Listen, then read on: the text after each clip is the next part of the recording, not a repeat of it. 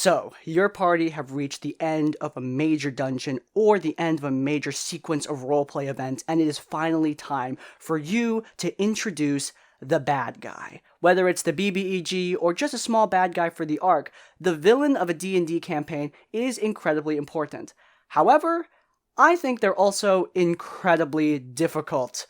Not just to beat, which hopefully, at least ideally, they probably will be, but also to play, to develop. As a DM, I've struggled with creating interesting and compelling bad guys for my players, and I wager that a lot of DMs are with me on that one. There are many struggles that are associated with creating a compelling villain, and I think a lot of them can be subverted with a few writing tricks up your sleeve. So, today, let's talk about how to create a compelling villain in your D&D campaign. Without further ado, let's get into it.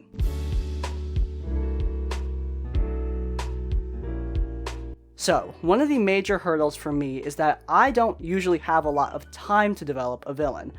D&D is not like a movie, where the perspective of the camera can switch to focus on the villains and their point of view. It lets the villains monologue to each other, it lets them talk about their goals, their aspirations, what they want, etc., etc. A lot of the screen time in The Dark Knight, a movie with a famously good villain, the Joker, a lot of the screen time is dedicated to just having him on screen. It gives us a lot of time with him. The scene with the gangster assembly, where he stabs the guy through the eye with the pencil, that's a major scene where the good guy of the story, the player character, Batman, is not present. You can't really do that in D&D, at least the vast majority of the time, you can't do that. You can't switch the perspective away from the main characters in order to go toward the villain, because the game of D&D, usually, at least in the games that I've watched and that I've played in and that I've DM'd, always focus on the main characters and their perspective. Just from a fun point of view, most players wouldn't enjoy getting tossed out of their characters just to watch the villain for even 15 to 20 minutes. So, how do you solve that? How do you give your villain a compelling character without the time that movies and television shows usually get? Well, I think it comes down to henchmen. What do I mean by that? Well, most of my villains have goons, guys that they command and that they send after the players. Now, if the goons can talk, I'll usually have them discuss the villain's motivations, discuss who they are in frightened tones. It helps to develop who they are without actually having the villains present. And it allows for some interesting rumors to develop about them. If the players are eavesdropping in on enemy planning, they could hear the goons talking about their boss's motives and frightful D&D mysteries. Check on this video up here. It's a good one. This doesn't just apply to henchmen. Having random civilians or your party's allies speak about the villain and give a little bit of exposition about them can also build up their character. Now, of course, I don't think this is a replacement for having a villain come in and monologue even just a little bit. I know villainous monologues are a thing that are typically frowned upon, but they're not bad. They're done so much for a reason, because they're helpful from a narrative standpoint. It's good for communicating who the villain is. These are not a replacement for that. You still need to do that at least a little bit. However, in absence of extra scenes to build up the villain past that monologue, having the villain's own goons, having the party's allies, and even having random civilians speak about the BBEG or even a small arc villain can really help to build up their character. I've said this before, but I'm going to say it again because I think a lot of DMs are missing a trick when they don't implement this. Have the villain speak during the combat, and have the villain fight the party multiple times. This is important. Like I said, you get limited time with your bad guy, so maximizing the time you have is really important. Your party are probably going to fight the villain at some point, or at least most of the time they will, and having the villain say a couple lines of dialogue is incredibly important to building up their character and really useful. Combat lasts a long time.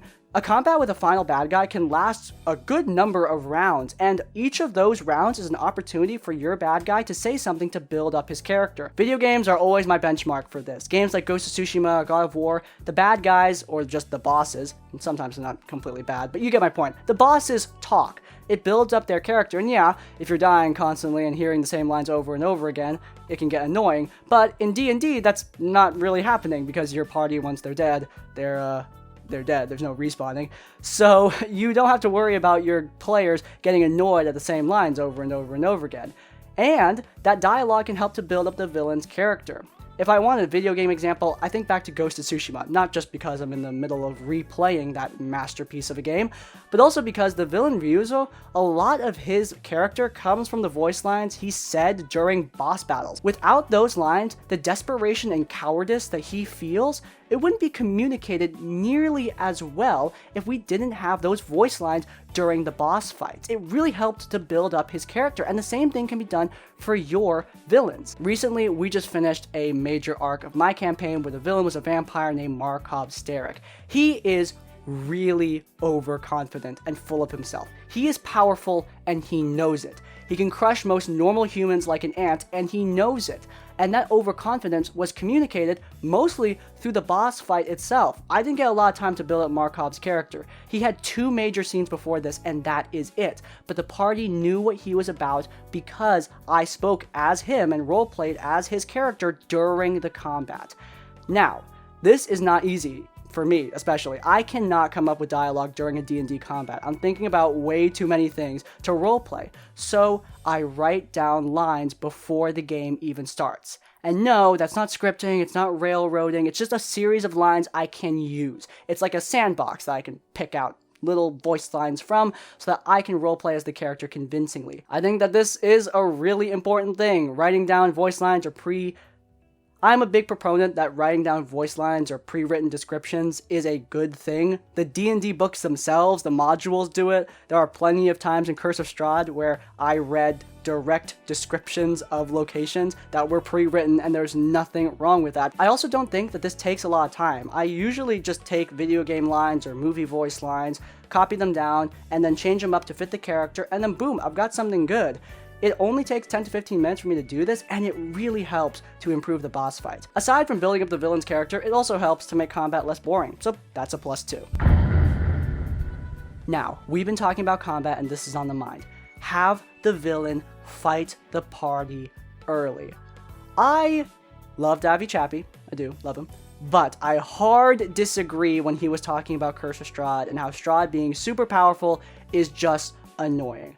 I think that is a good move on the writers of Curse of Strahd. Making him powerful and having him fight the party multiple times is good. Now, of course, having him wreck your party every single session or even every couple sessions, that would get annoying. You need to run it right, and you need to use it sparingly. If you do something good too much, it'll become sickly sweet, right? So, have your powerful bad guy face the party early. That's what I'm trying to get at. This does a couple of things. First, it establishes the villain's power. Talking is great. Spreading rumors about how powerful they are, that's great.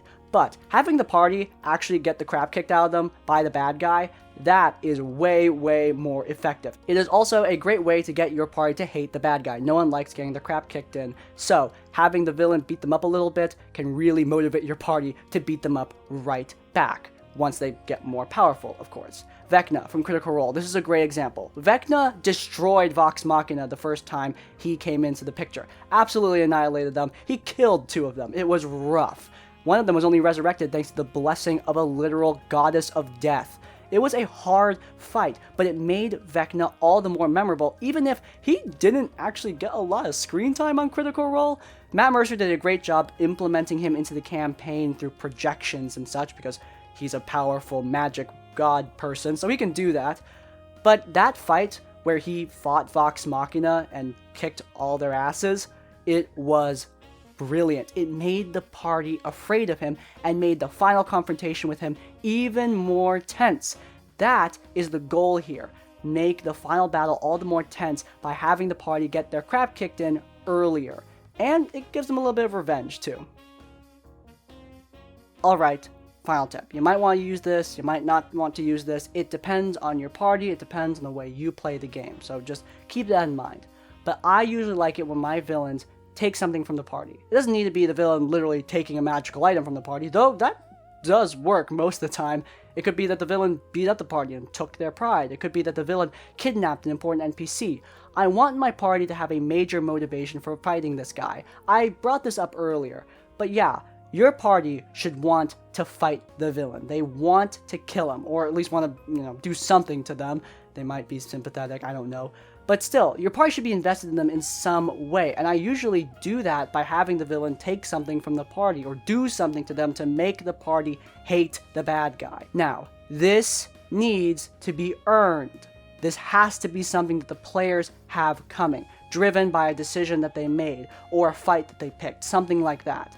Otherwise, it's just lame. Like many of the tips here, you want to use this sparingly, only for major bad guys, and only when the players really have it coming. In a recent session, my players were trying to con a vampire, that Markov Steric guy I mentioned earlier, and one of the players accidentally let loose a very important NPC. They let loose his name, and it tipped off the vampire that he was being conned. It was a major bad decision and resulted in the vampire finding where the party was hiding and breaking a major magical item that they had. That was a moment that I felt, and the party felt, was earned. They had that coming. They made a dumb decision and they paid the consequences for it.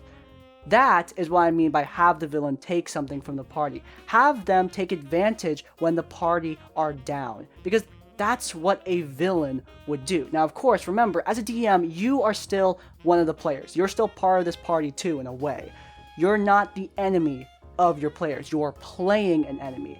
Don't take this so far that the game is no longer fun. That is the worst thing you can do, because D&D, at its core, is a game, and it should be fun. But increasing the stakes, increasing the tension by having the players pay the consequences for something they did at the hands of the villain, well, that's a pretty good way to get them to hate him, let me tell you. Alright, finally, make it personal. Not with your players. You are not the player's enemy, the villain is, but make the villain have some kind of connection with the party. There's nothing worse than the party fighting a villain that they don't care about. We've been talking all this time about making them interesting, but I think one of the biggest things you could do is have the villain have a personal connection with one of the players. Maybe a major betrayal, or having the villain be from the player's backstory. Those are two really easy ways to get your players personally invested in a villain. And there's nothing wrong with focusing a villain around one particular character. Let's go back to Critical Role and take Avantika from the second campaign. She was very much focused around Ford. However, because she was a compelling character and because the rest of the party cared about their party member, Fjord the Warlock, everyone was invested in taking Avantika down. However, Avantika didn't need to spread herself too thin by interacting with every single member of the party. She was focused around Ford. However, since the rest of the party care about Ford, they were invested in their story as well. This will depend on your party. Some players are not as good at being invested in other people's stories. However, ideally, everyone is on board with the unified story of the party, every individual tale that's being told. And focusing a villain and making it personal with a player or even a couple players, I think that can make it really interesting. And that is where we're going to end this episode of Tabletop Tavern Tips. If you want to let me know you enjoyed this episode, then please do leave a like. If you want to see more of my content, then please do subscribe to Crispy's Tavern. And finally, if you want to leave your own tips or thoughts, go down to the comments down below. If you can't think of a comment, leave the comment villainous to let me know you made it to the end of the video. In essence, like, comment, subscribe. I'll see you all next time. Farewell.